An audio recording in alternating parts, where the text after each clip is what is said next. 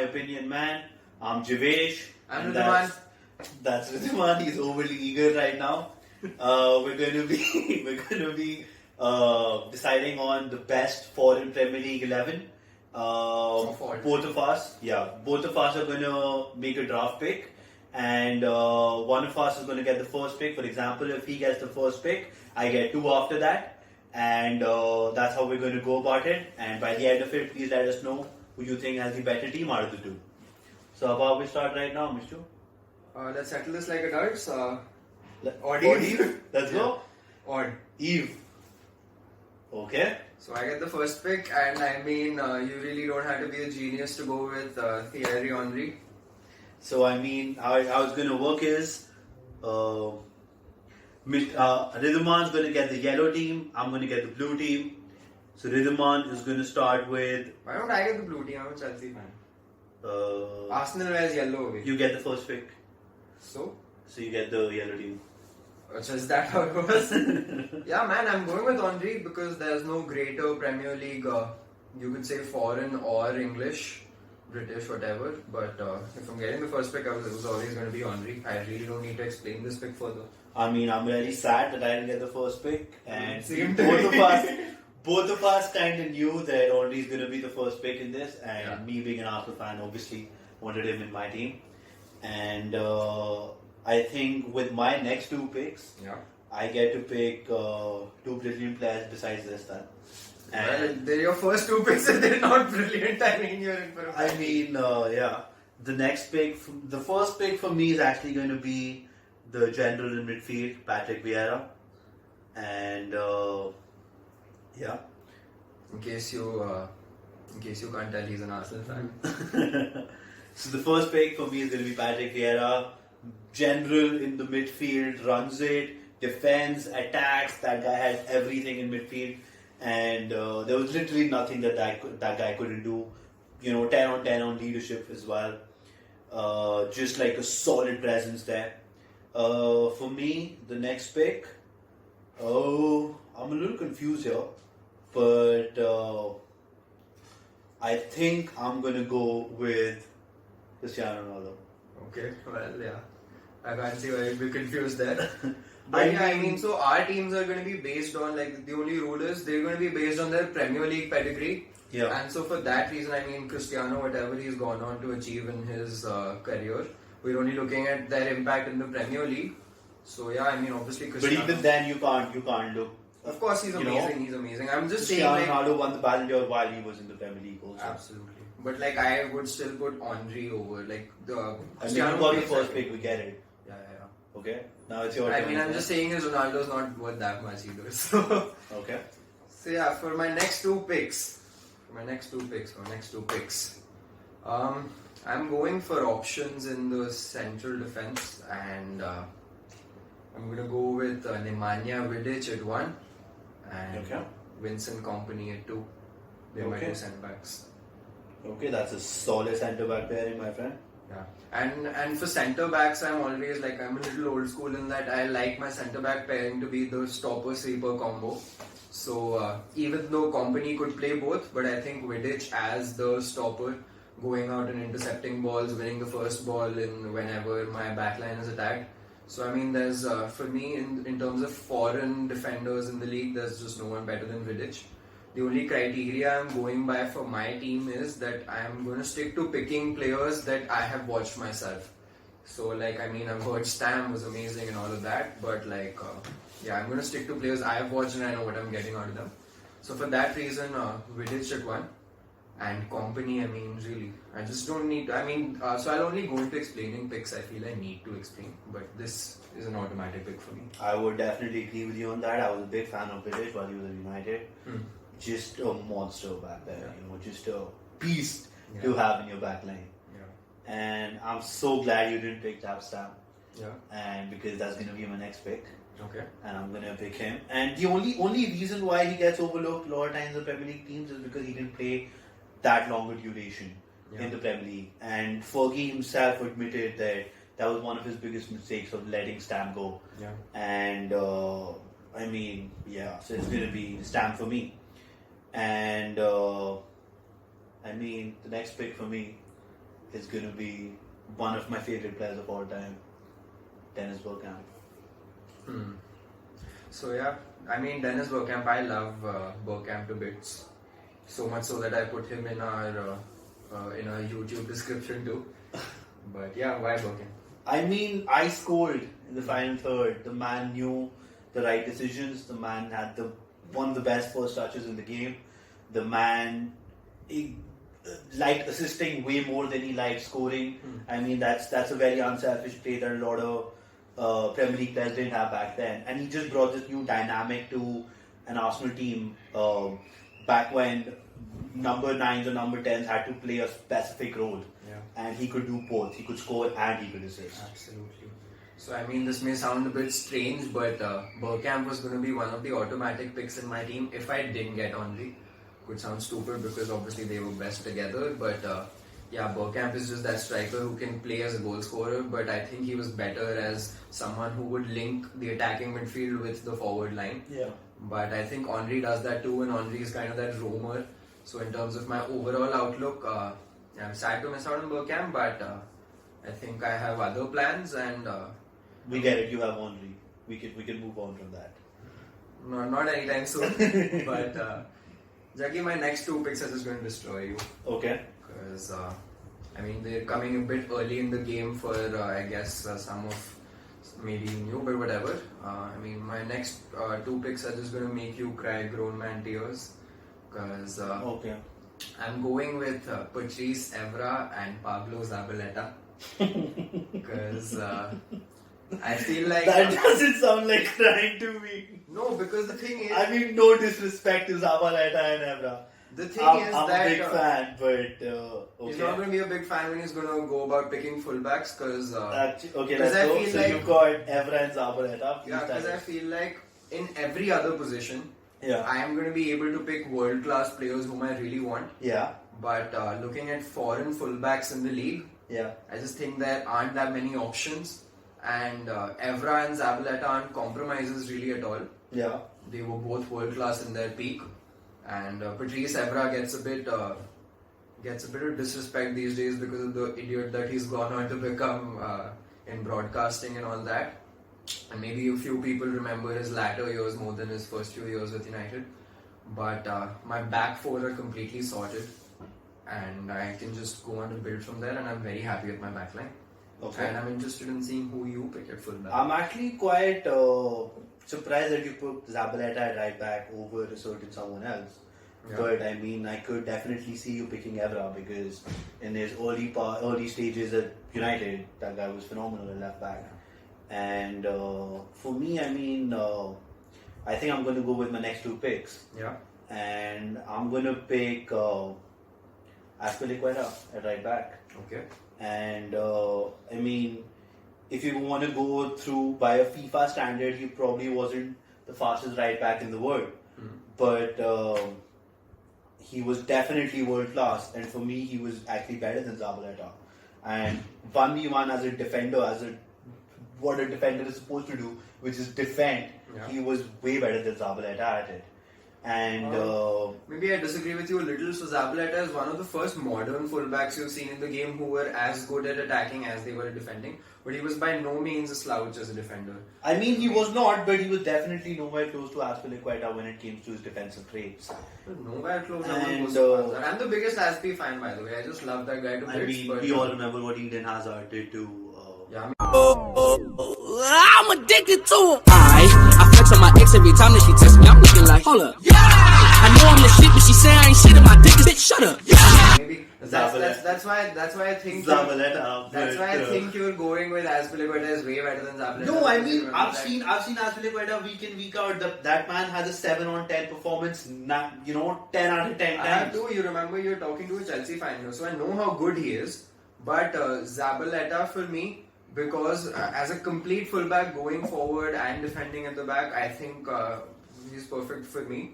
Okay. Also depends a lot on who you pick as a central midfielder. I think that's very key. But yeah, it's absolutely not a bad pick. But my preferred fullbacks would be Zaba and Evra. Okay. And for my next pick, I'm going to go with Ivanovic and at centre back. Ivanovic at centre back. Yeah. So Stam and Ivanovic. Yeah. Henry's gonna score 3 in this game. Henry's gonna score a hat trick. Henry is not getting past him. Actually, he might. You used to do that periodically. But you feel you need to explain that Ivanovic is centre back No. over Ricardo Carvalho. Oh, actually, I want to go. No, you can't do that anymore. I'm gonna change it to Ricardo Carvalho. Why did What was I that? thinking? Why did I just help this guy? Ricardo Carvalho, my man. The man was as important as John Terry in the first Premier League Absolutely. under Jose Mourinho. And I mean, I can't believe I forgot about him. Anyway, Ricardo Carvalho was the man. And I mean, he was great at Madrid also. Yeah. But I mean, under the Chelsea shirt, he was just brilliant. So here's what I feel. Ricardo Carvalho doesn't get the respect he deserves by a lot of people. Yeah. Why do you think that is? Why do I think that is? Because people just started watching football a few weeks ago. They don't know real class. I mean, I absolutely love Carvalho. He was a part of the greatest Premier League defense of all time. Yeah. And we conceded 16 goals. I think that's, after all the records that City and Liverpool have taken away from Chelsea, that's one I think that's going to take a lot of years to beat. 16 goals conceded the whole season. That was the 04-05 season, the first Jose season in Chelsea. Yeah. I'm doing his And job I of think explaining how good Carvalho was. and because I was busy actually changing my Aspilicueta from right back to left back, and that's because I have another player in mind for right back. You do? And I've actually made my two. And I mean, Aspilicueta could play both the positions. And I don't know why you'd go pick a fullback right away after I'm done picking both mine. It's not like I'm going to go and pick Aspilicueta again. But in here, yeah, I mean, but like Your picks. I've already made my picks. your picks are your picks, none of my picks. It's your time to take your next two picks. So And- right now my team is my back four is sorted with Zabaleta, Company, Vidic, Evra. I have Henry up top. Who am I going to go with next? I am going to go with Mo Salah. Isn't that early? It's a strange pick, I know, because Javesh knows that I don't really rate Salah that much as a player myself. Even in the Liverpool system, I think Mane is a better player than him. He augments better with the side. So as an overall player, I'm not even going to talk about Salah's Chelsea days because that was an embarrassment for everyone involved. I mean, he's a different player to what he was in Chelsea. It's not even a question. But what I'm looking for in this best 11 that I'm putting together is Salah from the right wing. I think he's just an elite goal scorer. So I'm looking for the kind of player who doesn't need to carry much of the ball to score goals. Okay. And he's proven his goal scoring pedigree by this point and just unreal numbers. I don't rate him that much as a player because I feel he's world class, but he's put into that just under Messi and Cristiano bracket. I don't think he's there yet. I don't think he has the technical ability to still be considered for that. But in my team, I'm looking for someone who can get goals, and Salah he scores all kinds of them. He's always in the right areas in the box, takes plenty of shots from outside it. So I'm going with Salah. And the next pick I'm going for in midfield is Cesc Fabregas. Because will that be at Cam or will that be at central midfield? he'll be in central midfield, and I'm gonna see how the rest of my team shapes up. Yeah. Because the best thing with Fabregas is that you can just build an entire team around him. Okay. And he can play in his early Arsenal days as number 10, in his latter Chelsea days where he won the only Premier League title he's ever won in a deep lying playmaker position. And a lot of recency bias rates the David Silvas and the Kevin De Bruynes in the world, who are obviously great players. But for me, the greatest deeper lying midfield playmaker in the Premier League by far was Fabregas. His numbers are up there to prove it. And so much so I that mean, he does have the most assists in the Premier League for a foreign player. Yeah. So much so that Arsene Wenger changed his initial Wenger ball system to suit Fabregas' style. I mean, there was a theory that apparently Wenger wanted to base his entire team around Fabregas back in the day before he left for Barcelona. Yeah. Been a huge admirer of him since his early Arsenal days. Absolutely loved seeing him at Chelsea week in, week out. He's my first pick in my midfield. How good was that assist for shoulder Schürrle in his first Premier League game as a Chelsea player, my God, you just knew. As a Chelsea fan, I'm not even kidding you. That day itself, I knew. As a football fan, you just look at it and you're like, wow. Bro, that day itself, I knew we were going to win the Premier League because who's going to stop us? Cesc Fabregas in his peak, absolutely world class. Okay. No discounts there. I'm so happy with my team so far. Yeah. I'm gonna go with another player that can play as a number 10 and also as a central midfielder. Yeah. Who's probably one of the best midfielders in the world right now. Yeah. Big man Kevin De Bruyne. Yeah. And I mean, that guy has everything. That guy literally has everything. That guy just equaled Henry's Henry's assists in a season tally. Yeah. And people would argue that he should have had more than him.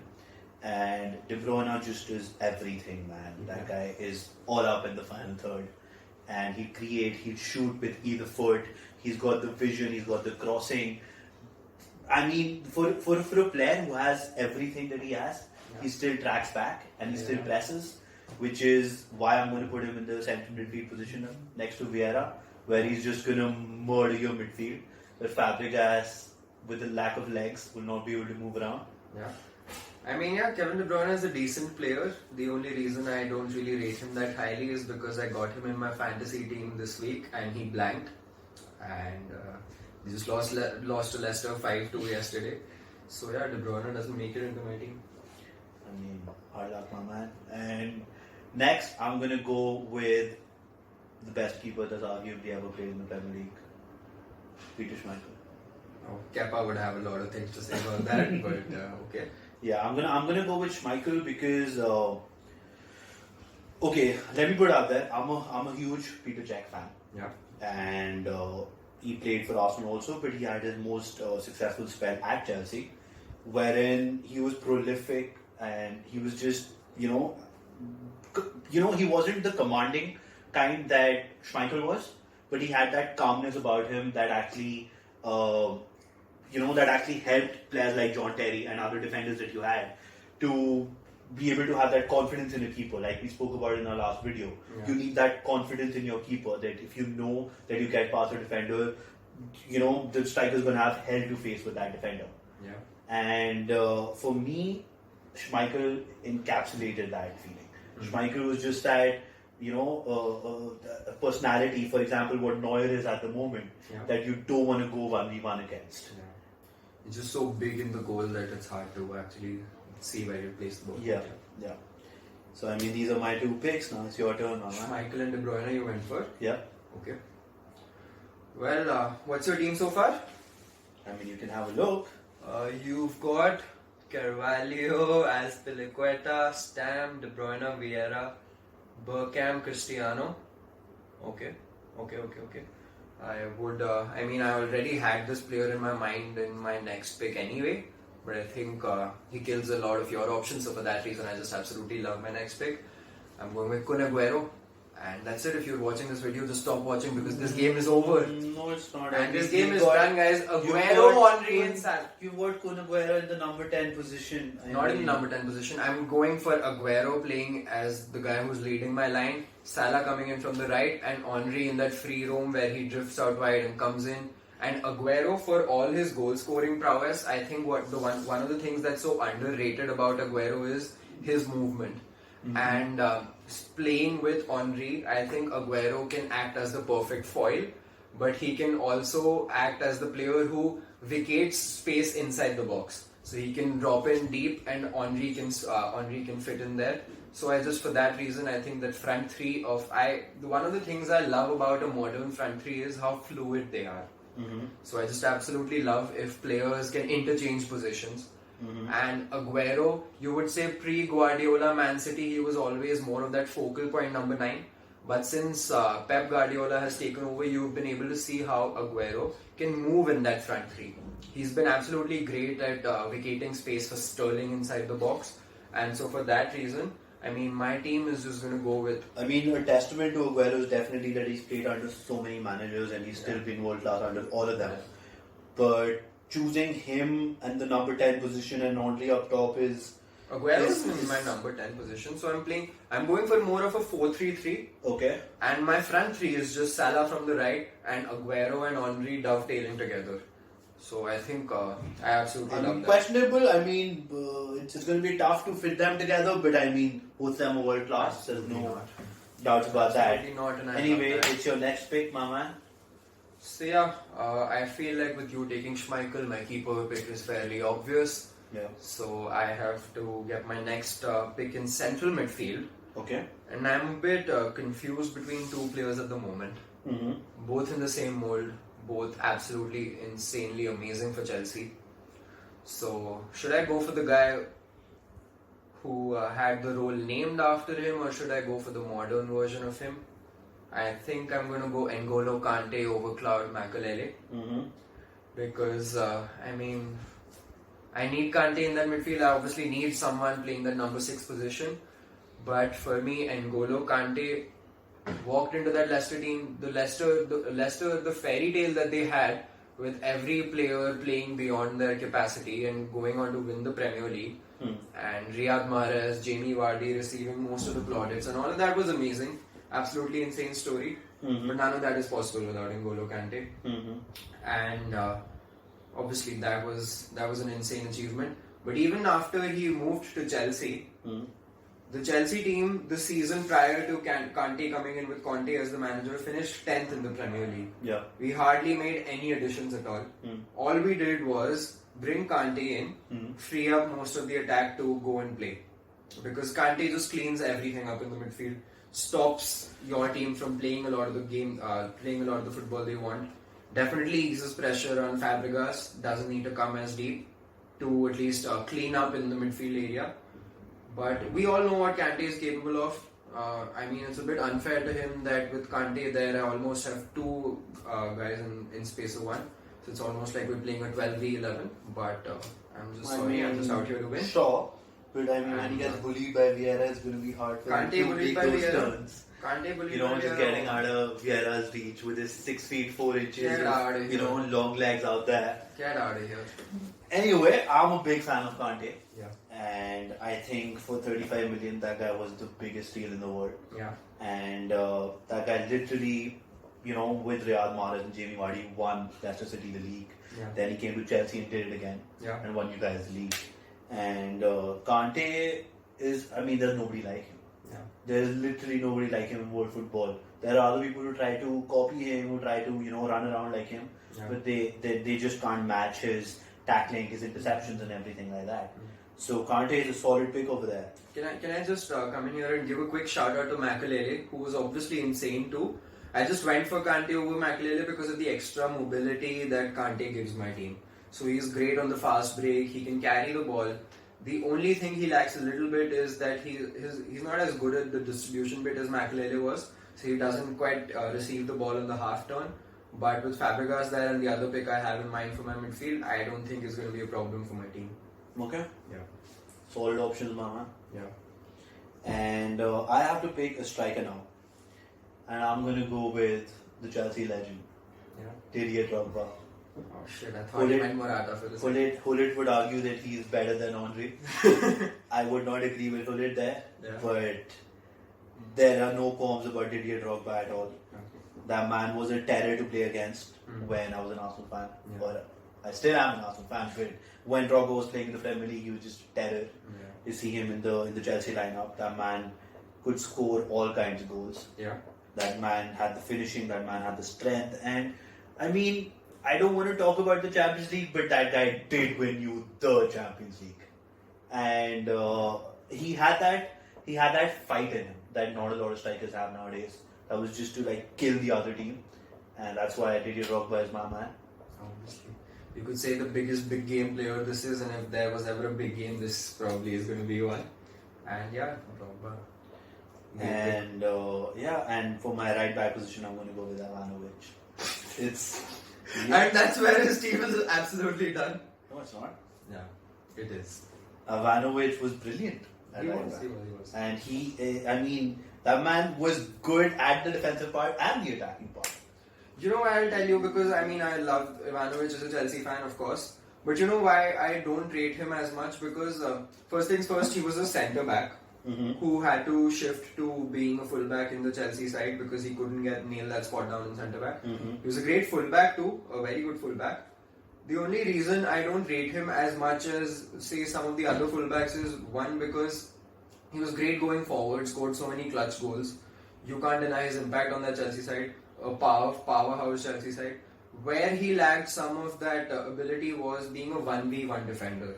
And at being a 1v1 defender, you could say that fullbacks need more 1v1 defending than centre backs ever do. And that's where Ivanovic used to get caught out so much. Because, he had to be covered by the likes of Matic and John Obi Mikel in his day. But you need that central cover. In your side, I don't see. When you have Patrick Vieira, you don't need to be worried about. No, man. If you want the best out of Vieira, you can't have a Vieira whose only responsibility, who has no interest going forward. No, the best. If you want to get the best, he did defend the back four quite well. That was one of the strongest. It was one of the things he did. But as soon as Vieira is obviously in your team going to make those marauding runs forward. Yeah. And when he does that, your defense is just so threadbare, I feel, especially with my front three and the midfield I have to supply my front three. I just think Ivanovic is where it gets picked, which is why I picked my fullback so early, because Ivanovic is a good option, but he's not a world-class fullback for me, never was. He used to score a lot of goals and all of that. But as a fullback, the first thing I would love for my fullback to do is being able to defend 1v1 situations, which I feel he didn't do quite as well. That's my only thing. I mean, to be fair, in the game that we see today, fullbacks, the majority of the things that they have to do is to attack. And while defending, they just need to be able to cover the ground to be able to get into position and stay in shape. The team needs to stay in shape, and that's where I think Ivanovic defensive awareness was brilliant. He was able to do that. He probably didn't have the speed, but his awareness to be able to, cover that area and just keep the attackers at bay is where Ivanovic was good at that. Let's not forget this guy himself picked Ivanovic as centre back to begin with. He's just. I mean, Ricardo Carvalho was better than him. Of course he was. There was the. So your 2 picks done? Yeah, it's your turn. Show me your team again. So right now Javesh has got, what has he got going on for him? He's got his back four in Ivanovic, Stam, Carvalho, Aspi, KDB and Vieira, Bergkamp, Drogba, Cristiano. You need a right winger. Okay, so I only have 2 picks left in my team. I'm going to go with the obvious one first, Peter Cech in goal. Like I said, I've only heard great things about Schmeichel. But like I said, in my own team, I'm only going to pick guys who I've watched regularly. And even if I hadn't, Peter Cech has the clean sheet record for the league, so just automatically fits in there. The only contemporary who ever came close to him was Edwin van der Sar, and I just think Cech in the pre-Headgear days was different class, but even post-Headgear days, quite easily the best keeper in the league for me. Yeah. And that's done. And in my central midfield, my last pick, the only player in this team that I'm picking who hasn't won the league but still has to go into my team. Maybe you could say later on in his career he achieved more with foreign teams, not quite as much in the Premier League, but still did win a Champions League with Liverpool. If you catch my drift, I am going for Xabi Alonso. Okay.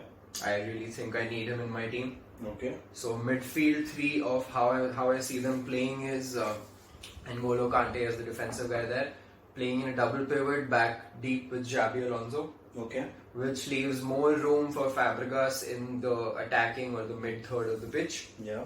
And Alonso, just that kind of midfielder who, obviously great technically, great on the ball, both feet working. But you have 2 people in midfield, 2 players in midfield doing exactly the same thing. What same thing?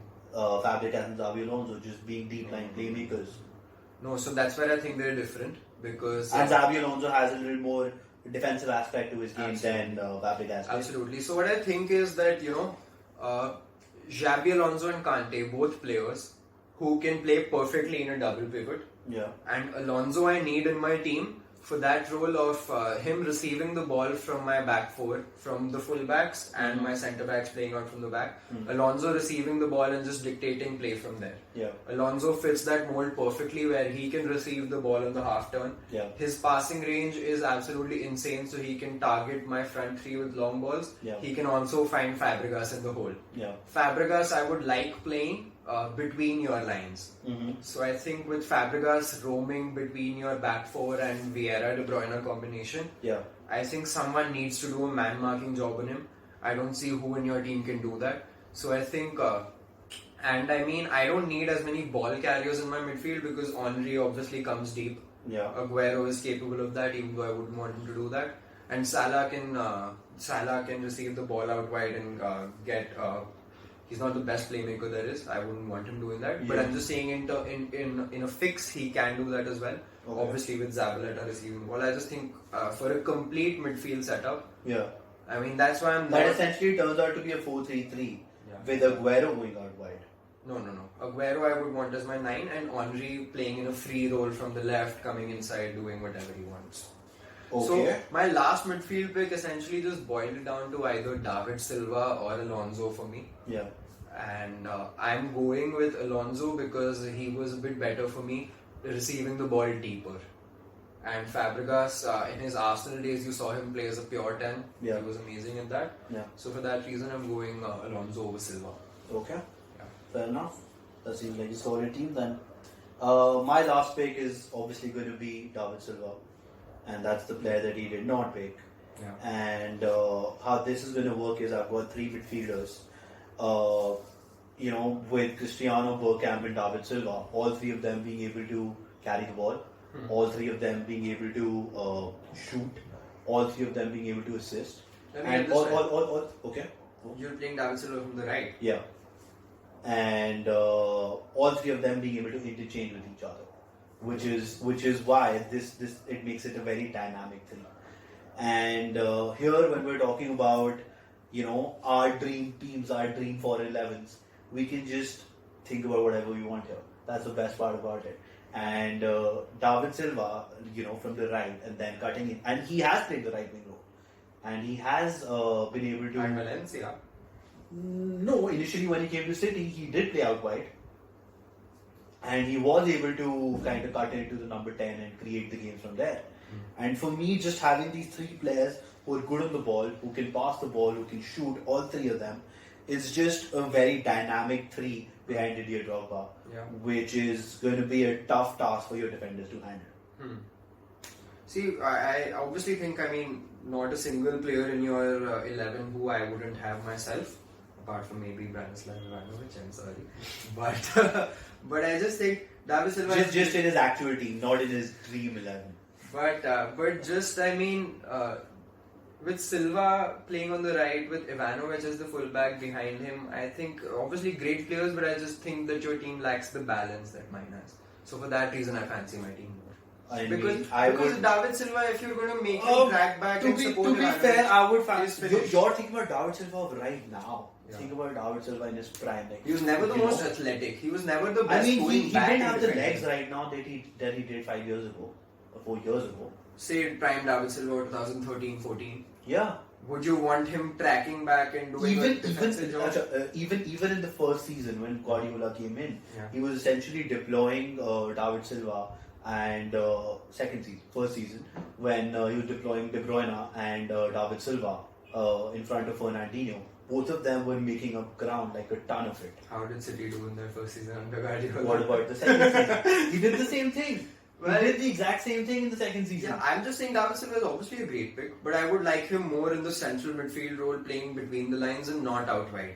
Because on the counter side, you've got Aguero playing on the wing. Aguero is not What's playing going on over there? This is the third time you're making this point. Aguero is not playing on the wing. Then Henry's playing on the wing. Henry, One of the greatest strikers to ever play in the Premier League. how did he play at Barcelona? How did he play? But that was a different dynamic. They had Messi playing there. How did he play? You're going to push out Henry for Aguero? He's not going out and playing a winger like you would say a Gareth Bale plays a winger. He's going to drift in from the left, which is what he did all throughout his Arsenal career. With Wiltord, with Anelka wasn't quite there. I mean, Wiltord, with Bergkamp, with Van Persie. Actually, to be fair, He was always drifting in they, from the they left. played a 4-4-2 then. 4-4. And they had Perez on the left.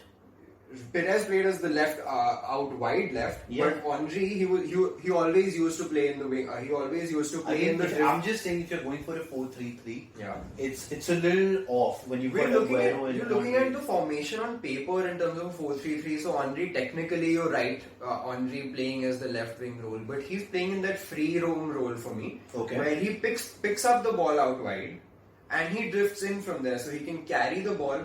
Or if my team is attacking down the right, Aguero can always move out. Aguero can move to the 6-yard box, and Henry makes those late runs into the box, which I think he was absolutely amazing at.